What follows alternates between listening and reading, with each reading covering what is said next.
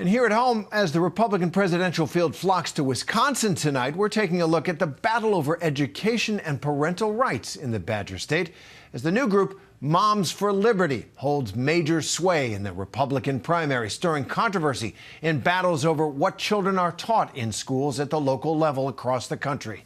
ABC's MaryAlice Parks is on the ground in Wisconsin, and she's got the story.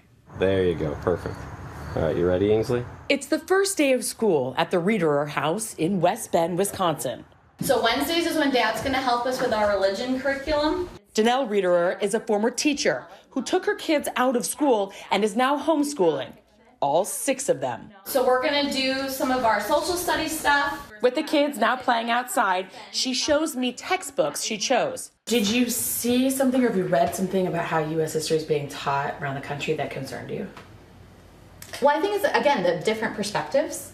I think it's important we know the different perspectives, but at the same time, like I said, I'm white.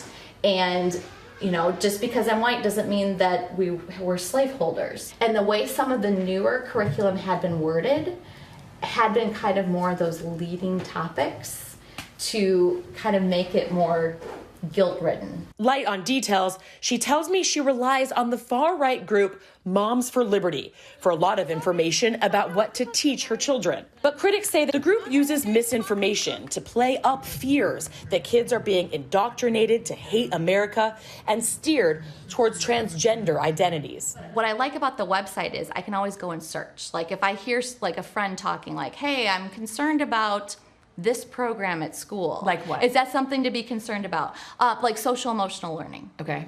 Obviously, we want kids to be able to handle their emotions, handle them appropriately. Across the country, Moms for Liberty is growing rapidly, with chapters focused on securing more of what they call, quote, parental rights. Chapters have fought to ban books and school curriculums with reference to LGBTQ plus families and promote racial inclusivity and equity. Janelle attended a Moms for Liberty event the day before the first Republican presidential debate in Milwaukee, alongside Osaukee County chapter leader Amber Schrader.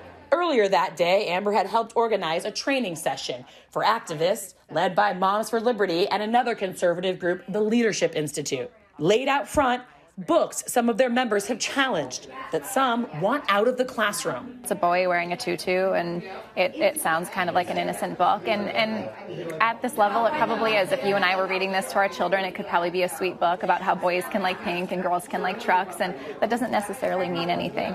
And what we're seeing in schools is the conversations surrounding this on gender identity at really young ages, and it's really confusing, and children don't have the mental capacity to handle that kind of a load at that time. So you're concerned less about a particular book and more about the conversation you're worried is happening? Sometimes, yes. Not all the time, but most of the time. In the past 2 years, Moms for Liberty morphed from a group challenging mask mandates and remote learning during the COVID pandemic to one now targeting specific books and efforts around inclusion. If we have activist teachers who are breaking the law, they need to be handled, and they should not be in a classroom teaching our children. A document on the Wisconsin State Chapter website makes unsubstantiated claims such as kids are being taught to pit racial groups against each other. Goal? To teach kids to hate America so they will destroy it. Social media pages for the group's leaders use inflammatory language, suggesting elementary school students are being taught hypersexual topics like pornography.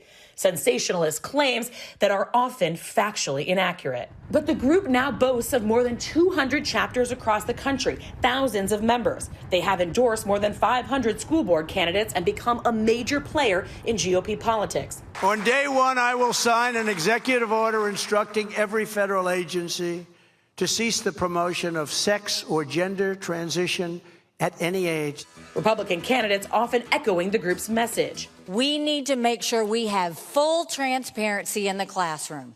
We're not teaching kids to hate our country or to hate each other with your tax dollars. In Florida, the group worked with Governor Ron DeSantis to pass what critics call the Don't Say Gay bill that bans any discussion of sexual orientation or gender identity until the 8th grade. But that was Florida. This is purple Wisconsin with a Democratic governor. I asked Danelle about DeSantis's law. Is that the kind of thing that you'd support? Well, I think, again, age appropriateness. It's not my opinion. Like, we are a Christian family. It's God's opinion, or God's law, I should say, not opinion. Several state officials, teachers' unions, and other parenting groups across the country have come out against Moms for Liberty's agenda. Amy calls them a hate group. So what's fundamental to public education is the fact that it is extremely democratic and very transparent. Do you feel like you're under attack?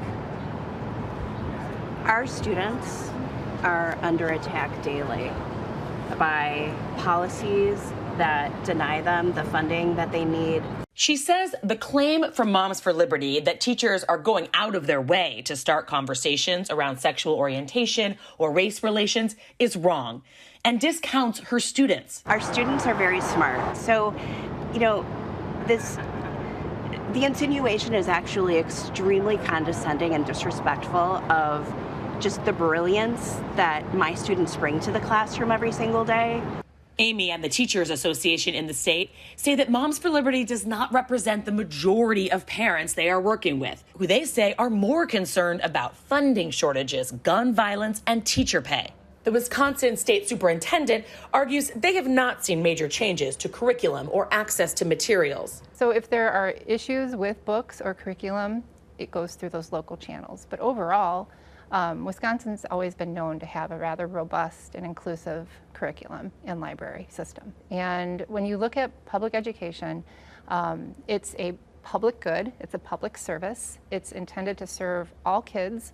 And I think that there are certain groups out there, perhaps like the Moms for Liberty group, whose focus, I don't believe, is serving all kids. She says she's in favor of more parental involvement, that is good for kids, but argues misinformation is a real problem. Public schools are inclusive, they don't discriminate, they educate everybody, and we prepare kids for a future that's inclusive. But Amber says they are just getting started in the state. I asked her about those online materials. Do you think that in schools in Wisconsin, they are teaching kids to hate America so they will destroy it? We're not teaching the same civic values that we used to be. With the school year starting, she talks up the group at a neighborhood back-to-school event. When you realize that you're not alone and another parent or another family or another child is having the same issue as you or your children, it empowers you to get involved. We only want what's best for kids, and we are working hard to protect our freedoms, to protect liberty, and to make sure that children are getting the best education possible.